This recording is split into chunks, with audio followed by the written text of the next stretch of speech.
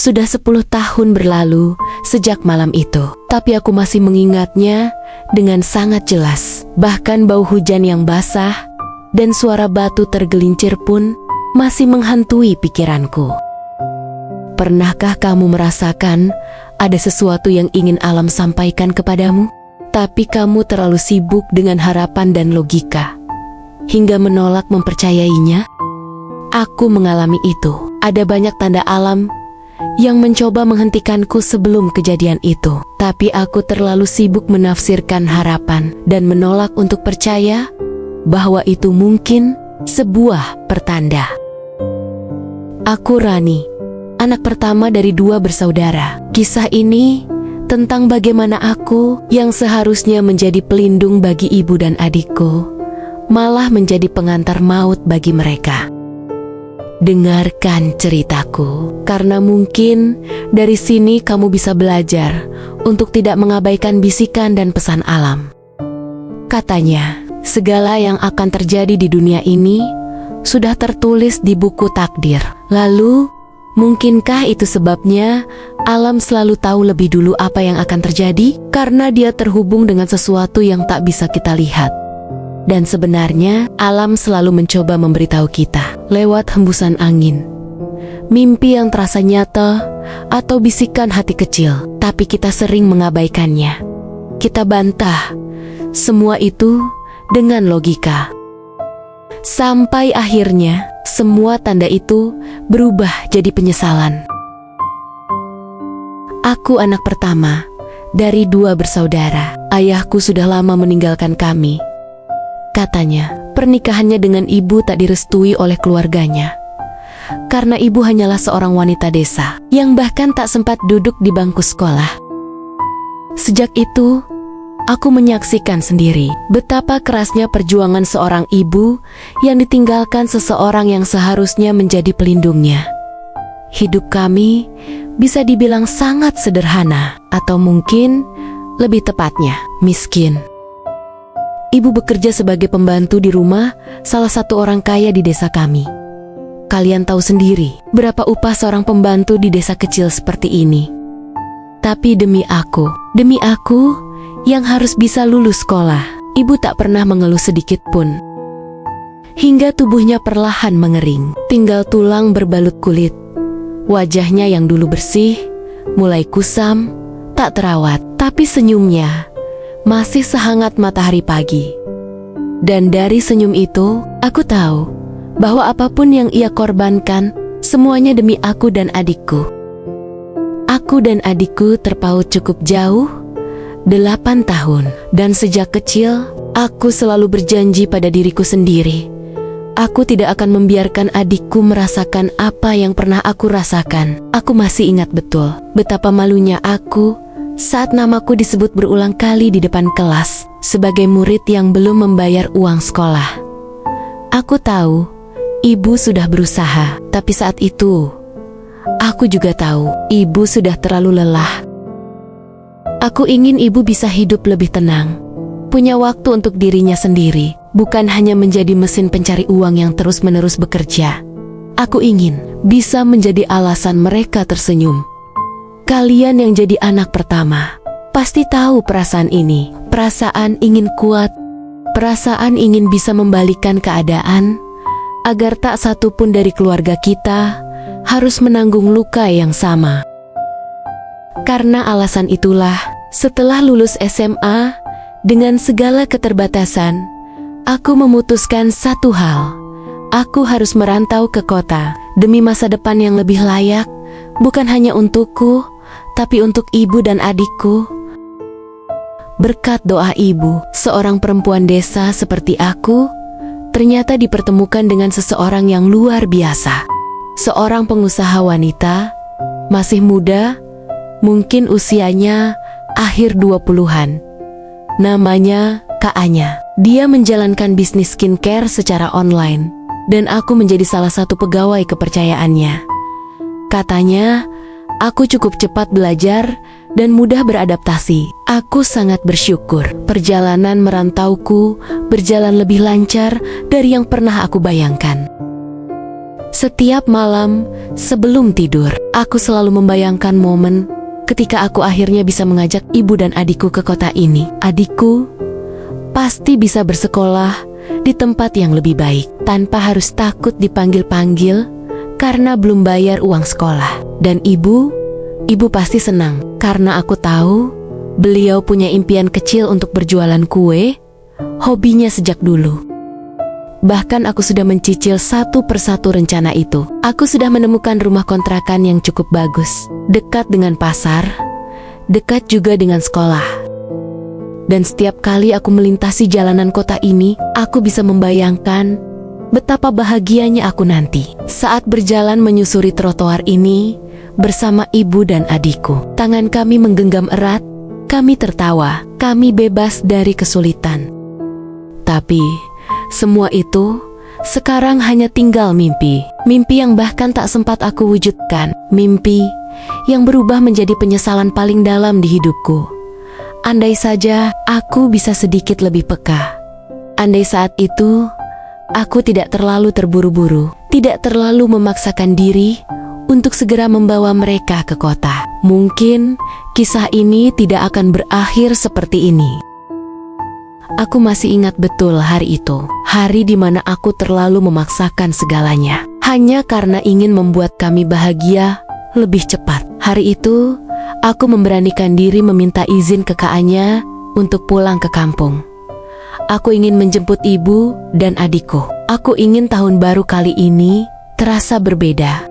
Bukan lagi tahun baru yang kami rayakan dengan kesedihan, tapi tahun baru yang menjadi awal kehidupan baru. Sebuah perayaan kecil untuk menandai bahwa hidup kami akhirnya berubah dari gelap menuju terang. Sebenarnya, kakaknya agak keberatan saat itu. Akhir tahun adalah momen paling sibuk di bisnis skincare-nya. Pesanan membludak dan tenagaku sangat dibutuhkan. Tapi aku memohon padanya. Dan akhirnya, dia mengizinkanku pulang selama seminggu. Aku begitu bahagia, tak sabar rasanya membayangkan wajah ibu dan adik saat aku datang menjemput mereka. Aku ingin mereka tahu, semua perjuangan itu tidak sia-sia. Tapi kini, keinginan untuk membuat mereka bahagia itu justru menjadi asal mula dari penyesalan terbesarku. Masih teringat jelas di benakku wajah kaget ibu dan adikku saat melihat kepulanganku yang tiba-tiba. Seketika rumah kecil kami terasa hangat. Ada tawa, ada pelukan, ada air mata bahagia yang jatuh dari sudut mata ibu. Aku masih ingat obrolan kecil kami malam itu, tentang bagaimana nanti kami akan jalan-jalan ke taman kota, tentang tempat makan yang ingin kami coba, dan tentang hidup baru yang sebentar lagi akan kami mulai bersama. Mereka begitu bersemangat. Dan aku merasa inilah titik balik dari segala perjuangan. Tapi pagi itu, ketika kami sudah merencanakan segalanya dengan hati-hati, aku lupa satu hal penting, bahwa kita hanyalah manusia. Kita tak pernah tahu apa yang sebenarnya menunggu di depan sana. Hari itu, kami berdiri di persimpangan desa, tempat biasa kami menunggu angkot yang akan membawa kami ke kecamatan. Tapi, angkot itu, kendaraan yang selama ini tak pernah libur, tiba-tiba rusak hari itu. Dan itulah satu-satunya kendaraan umum yang bisa membawa kami ke terminal, menuju bus yang tiketnya sudah kami pesan. Aku bingung, tak mungkin menunda keberangkatan, karena cutiku tinggal 2 hari, dan semua sudah kupersiapkan dengan sempurna. Aku mulai panik, berlari ke sana, kemari mencari alternatif kendaraan, dan di sanalah alam sebenarnya sedang mencoba berbicara padaku, memberi peringatan lembut, sebuah sinyal bahwa sesuatu sedang tidak beres. Tapi aku terlalu semangat, terlalu tak sabaran, terlalu keras kepala untuk menangkap pesan itu. Dan penyesalan memang selalu datang terlambat. Hingga akhirnya kami berhasil menumpang sebuah mobil carry tua. Mobil itu baru saja mengantarkan sayuran ke warung-warung dan akan kembali ke kota kecamatan. Kami duduk di bagian belakang. berdesakan dengan sisa-sisa sayur yang masih basah oleh embun pagi. Saat mobil mulai melaju pelan di jalan berbatu, langit yang tadi cerah perlahan berubah kelabu. Angin mulai bertiup dingin, membawa hawa basah yang menusuk tulang. Tak lama kemudian, langit bergemuruh, petir menyambar dari kejauhan, seolah menyampaikan sesuatu yang tak bisa dipahami oleh logika. Tapi sekali lagi, aku tak mendengarnya. Aku hanya menggenggam tangan adikku lebih erat dan menenangkan ibu bahwa semua akan baik-baik saja. Kami tetap melaju, menembus gerimis yang mulai turun perlahan. Aku, dengan segala keyakinan dan semangatku, kembali menentang alam yang sebenarnya sedang mencoba menghentikan langkahku. 30 menit perjalanan itu terasa lebih panjang dari biasanya. Tapi akhirnya, kami tiba di terminal. Langit mendung dan tetesan hujan tipis menyambut kami. Baju ibu dan adikku basah kuyup. Aku segera menarik mereka menuju toilet terdekat untuk berganti pakaian. Dalam hati, aku merasa menang. Aku pikir, lihat, kami berhasil melewati semuanya. Tapi ternyata, aku belum benar-benar sadar bahwa mungkin semua rintangan ini bukan sekedar kebetulan. Mungkin itu adalah bisikan alam yang terakhir kali berusaha menyelamatkan kami. Kesombonganku perlahan menutup indraku. Semua sinyal yang dikirimkan alam tak lagi mampu kuterjemahkan. Lagi-lagi alam menegurku. Kali ini lewat bus yang kami tumpangi. Bus yang tiketnya sudah kubeli jauh-jauh hari ternyata mengalami kendala teknis. Kami harus menunggu lebih lama di terminal. Dan saat itu, tiba-tiba saja jam tanganku mati. Jarumnya berhenti tepat di jam 8:30 menit. Aku terdiam sejenak. Ada sesuatu yang terasa aneh.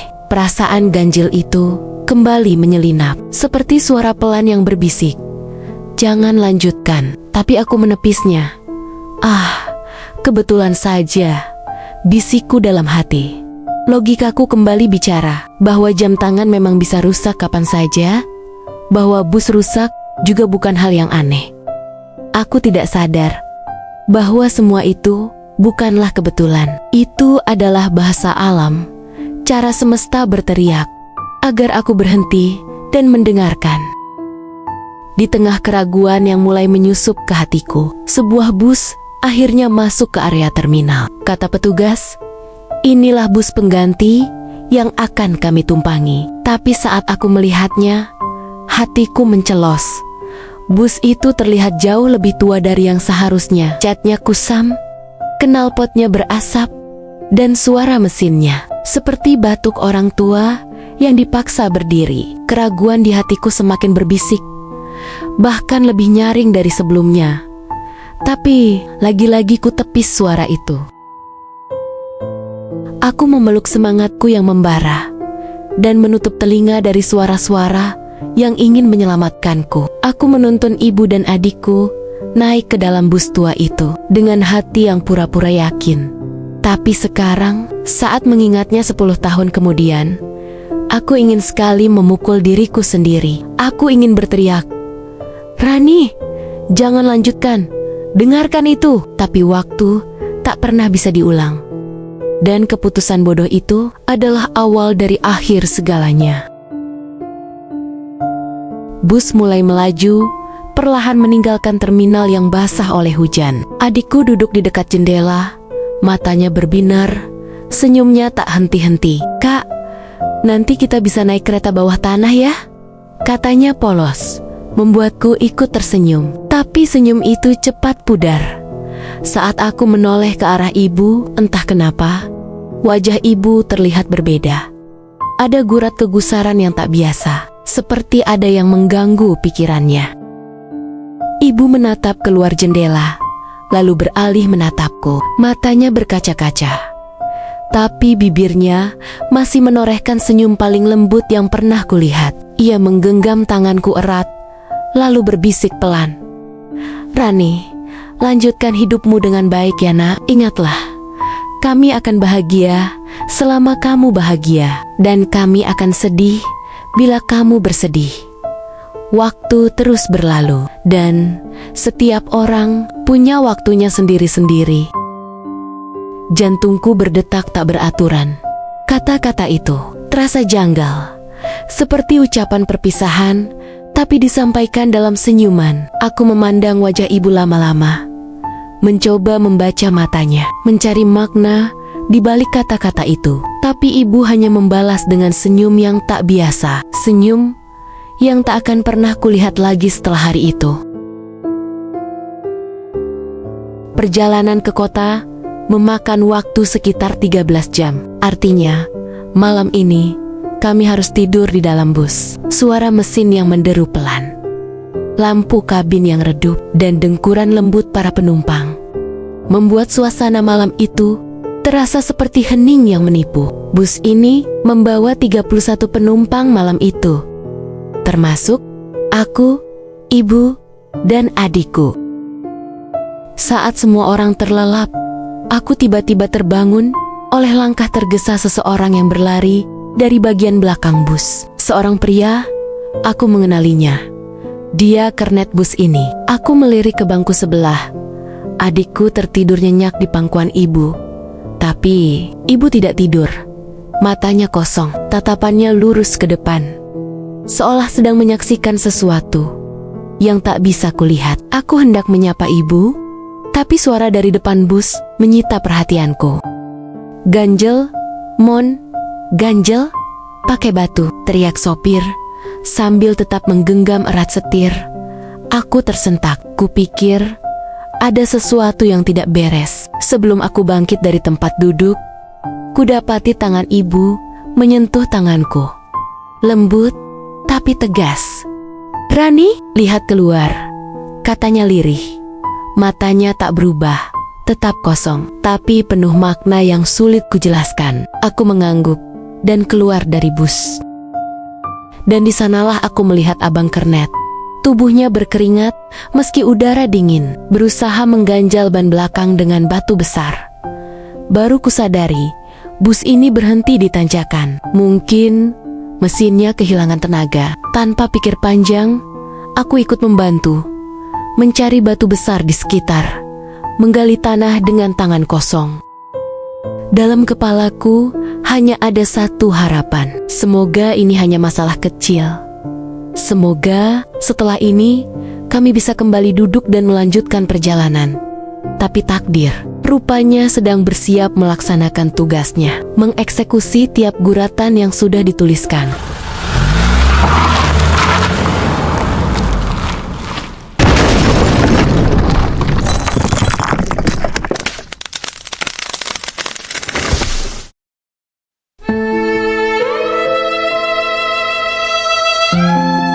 Aku masih sibuk menyeret batu besar di tanganku, ketika tiba-tiba semuanya terasa seperti mimpi. Bus yang tadinya ada di depanku, bus yang tadi kami perjuangkan bersama, bus tua itu kini mulai meluncur mundur perlahan, kemudian semakin cepat dan tak terkendali. Di jendela samping, aku melihat ibu. Tidak, ibu tidak berteriak. Tidak panik, tidak histeris seperti yang biasanya terjadi dalam kecelakaan. Dia hanya duduk, memangku adikku, dan menatapku dengan senyum. Senyum yang sangat tulus, tapi pilu. Senyum yang tak akan pernah bisa kulupakan. Aku membeku, tubuhku kaku, seolah tak lagi punya kendali. Batu di tanganku jatuh dan menggelinding mengikuti arah bus. Dan dalam sekejap, bus itu lenyap, terjun ke jurang di belakang kami. Tanpa suara jeritan, hanya bunyi suara batang pohon yang patah. Lalu sunyi, sunyi yang menusuk. Aku dan kernet itu berdiri diam, tak berkata-kata, tak bergerak, hanya berdiri dan menatap ke gelapnya jurang, tempat seluruh hidupku lenyap dalam sekejap. Jantungku seperti berhenti berdetak. Akalku mencoba keras memahami apa sebenarnya yang baru saja terjadi, tapi waktu seperti ikut membeku. Dan malam itu, aku seperti tak bernyawa. Hanya tubuhku yang berdiri di pinggir jurang, tapi jiwaku hilang bersama bus tua itu. Kalian tahu kan, perasaan ketika dunia runtuh, tapi orang-orang di sekitarmu tetap berjalan seperti biasa? Ya, itulah yang kurasakan malam itu. Malam yang kemudian menjadi mimpi buruk terpanjang dalam hidupku. Malam yang membuatku membenci diriku sendiri. Karena malam itu, aku bukanlah penyelamat bagi ibu dan adikku, tapi justru aku adalah sang pengantar maut. Kalian yang sedang mendengarkan ceritaku malam ini, tolong jangan pernah menutup indera kalian. Dengarkan bisikan alam yang kadang datang pelan dalam bentuk kejadian kecil yang terasa sepele, tapi sesungguhnya itu adalah tanda yang tak bisa dijelaskan logika, tapi akan sangat kalian sesali jika diabaikan. Jangan seperti aku yang terlalu keras kepala, terlalu semangat, dan terlalu percaya diri, hingga aku lupa bahwa tak semua hal harus kita paksakan. Karena jika sudah waktunya, alam akan selalu menemukan caranya untuk berbicara. Dan jika kalian tidak mendengarnya, maka mungkin kalian akan menjadi seperti aku, yang hidup bersama penyesalan yang tak akan pernah berujung.